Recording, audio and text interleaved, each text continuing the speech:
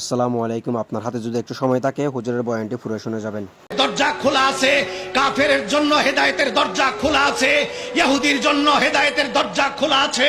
তাদেরকে হাসি মুখে আমরা কথা বলতে পারি, আশা করতে পারি তারা হেদায়েত হবে। কিন্তু গোলাম যারা গুস্তাকে মুস্তাফা নবী পাকের সঙ্গে যারা একবার বেয়াদবি করেছে, আল্লাহ তাদের হেদায়েতের দরজা কপাট কিয়ামত পর্যন্ত বন্ধ করে দিয়েছেন। তারা কোনোদিন হেদায়েত হতে পারে না। আজ পর্যন্ত কোন মুনাফিকের ইতিহাস নাই যে মুনাফিক হেদায়েত হয়েছে, তওবা করেছে। সকল মুনাফিক গৌরবের সাথে জাহান্নামে গিয়েছে। আজকে নামাজ দেখে ভুলে গেলে চলবে না, লম্বা দাড়ি দেখে ভুলে গেলে চলবে না, টুপি দেখে ভুলে গেলে চলবে না, পীরগিরি দেখে ভুলে গেলে চলবে না, কান্দা দেখে ভুলে গেলে চলবে না। আর একটা জিনিস মনে রাখতে হবে, দাড়ি টুপি পাগড়ি তাহাজ্জুদ যতই থাক না কেন, ইশকে রাসূল আর রাসূলের আদব যদি কলিজায় না থাকে, খোদার কসম মরার আগে মালাউন বেঈমান হয়ে মারা যাবে। আর যেই ব্যক্তির কলিজায় হুব্বে রাসূল আছে, যেই ব্যক্তির কলিজায় নবী পাকের আদব আছে, আজকে সে মদখোর থাকতে পারে, আজকে সে পাপাচার থাকতে পারে, কিন্তু আল্লাহর নবীর বদৌলতে, নবীর ইশকের বদৌলতে মৃত্যুর আগে আল্লাহ তাকে জান্নাতি বানাইয়া কবরে নেবেন। লক্ষ লক্ষ প্রমাণ পৃথিবীতে রয়ে গেছে, যত্ন করে তোলা যায়। আগামী দিন আসতেছে, এই ঢল চিটাগাঙ্গে সীমাবদ্ধ থাকবে না, গোটা বাংলাদেশে এই ঢল নেমে যাবে। আজও আমি আপনাদের কাছে উদাত্ত আহ্বান জানাবো, এটাকে এখানে সীমাবদ্ধ করে রাখলে চলবে না। আমরা চেষ্টা করব। আমি বিনীতভাবে আরজ করেছিলাম আল্লামা জালালউদ্দিন আল কাদরির কাছে, বিনীত আরজ করেছি আরো অন্যান্যের কাছে। এখনো চিটাগঙ্গে যেসব আলেমরা আছেন, গোটা বাংলাদেশের সমস্ত আলেমের ওস্তাদ চিটাগঙ্গে আপনাদের আলেম আছে। চিটাগঙ্গে আল্লামা জালালউদ্দিন আল কাদরি, আল্লামা নঈমী সাহেব, তারপর আল্লামা ইদ্রিস সাহেব, তারপরে আমাদের আল্লামা ওসিউর রহমান সাহেব, সবচেয়ে বড় কথা আমাদের মুরব্বী আল্লামা নুরুল ইসলাম হাশেমি সাহেব, তিনি উস্তাদুল আসাতেজা। এই চিটাগঙ্গের আলেমদের ছাত্র গোটা বাংলাদেশে ছড়িয়ে আছে। তারপরে হতে পারে আরো অন্যান্য। আমি এ কথা বলছি না এই চিটাগং ছাড়া, আপনারা ছাড়া আর এদেশে সুন্নি নাই, এই ব্যাখ্যা কেউ কিন্তু নিবেন না। আরো রয়েছে, কিন্তু অবদানের ক্ষেত্রে আমাদেরকে দেখতে হবে মেপে যে কার অবদান সবচাইতে বেশি। আজকে নিরেট, নিরঙ্কুশ, নির্ভেজাল নবী প্রেম এবং নবীর আদবের প্রচার যদি হয়ে থাকে, একমাত্র এই মার্কাজ থেকে হচ্ছে, এখান থেকে হচ্ছে। বাকি কিছু কিছু ত্রুটি বিচ্যুতি অন্যান্যদের থাকতে পারে, আমরা আশা করি তারা আমাদের সঙ্গে আসবে।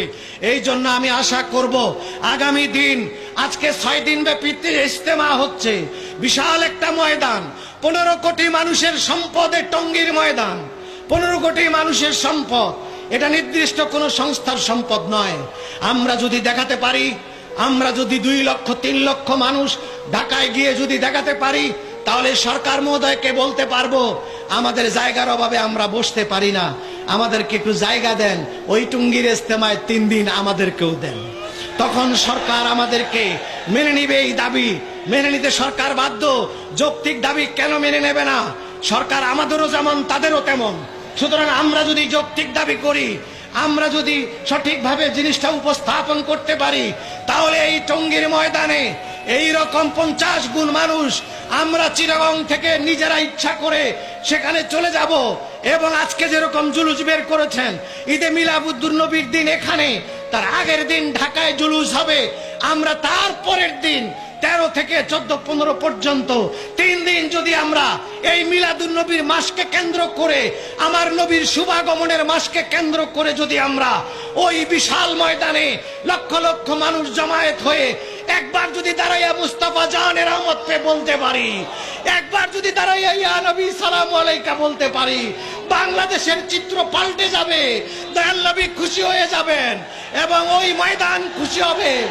যে ময়দান হাজার হাজার, যে ময়দান আজকে 50 বছর ধরে যে ময়দানে একবার দরুদ পড়া হয় নাই, যে ময়দানে ইয়া নবী সালাম আলাইকা বলা হয় নাই, ওই মাটির ময়দান কাঁদছে। আমরা রাসূলের গোলামরা যদি সেখানে দাঁড়িয়ে একটু সালাম করতে পারি, সে ময়দান জাগ্রত হয়ে উঠবে। ময়দান কিয়ামতের দিন আমাদের জন্য শান্তির নীর হয়ে যাবে। আমি আশা করি সেই দিনের অপেক্ষায় রইলাম। আমরা প্রাণ চেষ্টা করছি সকল যত দরবার সমমনা দরবার আছে, সব পীর যার যার, দরবার যার যার, কিন্তু আমার নবীর প্রেম সবার। সব নবী প্রেমিক একত্রিত হয়ে অন্তত একটা, দুইটা, তিনটা দিনের জন্য বাংলার 15 কোটি মানুষকে যেন দেখাতে পারি যে আমরা সুন্নিরাও একত্র হয়েছি। আমি আশা করি বিদেশ থেকে জমাত আসা লাগবে না। আমার চিটাগং আর ঢাকার মানুষ যদি খালি একখানে হই, ওই রকম টঙ্গীর ইস্তেমা 2-3টা হয়ে যাবে। হবে কিনা বলো? সুতরাং আগামী দিন আমি চেষ্টা করব সকলের হাতে পায়ে ধরে প্রত্যেক দরবারে দরবারে যাব।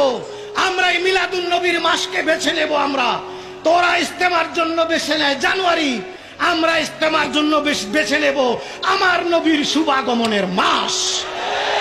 সেই মাসের যে কোনো দিনে আলোচনা করে সেই মঞ্চে যেন আমরা আমাদের সুন্নি ওলামা, হাজার হাজার ওলামা মঞ্চে বসাতে পারি। প্রত্যেকে 5 মিনিট করে হলেও বলবে এবং লক্ষ লক্ষ নবী প্রেমিক একসঙ্গে হয়ে নবীজির প্রেম চর্চা করে সেখানে আল্লাহ রসুলকে দেখায় দেব যে আমরা বাংলাদেশে আপনার গোলাম, আমরা বেঁচে আছি, এখনো আপনার গোলাম বেঁচে আছি। এই একটা দাবি। 2 নাম্বার আপনাদের কাছে রেখে গেলে আপনার সহযোগিতা না করলে এটা হবে না। 2 নাম্বার দাবি হচ্ছে এই যে ইস্তেমা ঠিক আছে, জুলুস ঠিক আছে, এটা একটা অংশ। যদি সুন্নি ইস্তেমা করতে পারি সেটার ভিন্ন আবেদন, কিন্তু এর পাশাপাশি আরেকটা লাগবে। বাংলাদেশে এক ঝাঁক টেলিভিশন এসেছে। এক ঝাঁক টেলিভিশন দিয়ে এই রবিউল আওয়ালের 1 তারিখ থেকে বলা শুরু হয়েছে শুধু চ্যানেল আই এবং মাই টিভি, এই দুটাতে আমি আছি প্রোগ্রাম ডিরেক্টর হিসেবে। শুধু আমি লড়াই করে চলছি। চ্যানেল আইতে আমাকে বহুবার আক্রমণ করা হয়েছে, ডিরেক্টর লেভেলে আক্রমণ করা হয়েছে। এই লোককে কেন আপনারা রাখছেন? এই লোককে বাদ দেন, আমরা আপনাদের কত কোটি টাকা লাগে দেব। এইরকম চ্যানেলাই আমাকে বারবার বলেছে, ভাই আপনি একটু শান্ত হন, আপনি এসব কথা সোজাসুজি বলবেন না, আমাদেরকে বিপদে ফেলবেন না। আমরা আপনাকে ছাড়তে চাচ্ছি না, কিন্তু বাধ্য যেন হতে না হয়। কি করব? সামলিয়ে কথা বলি।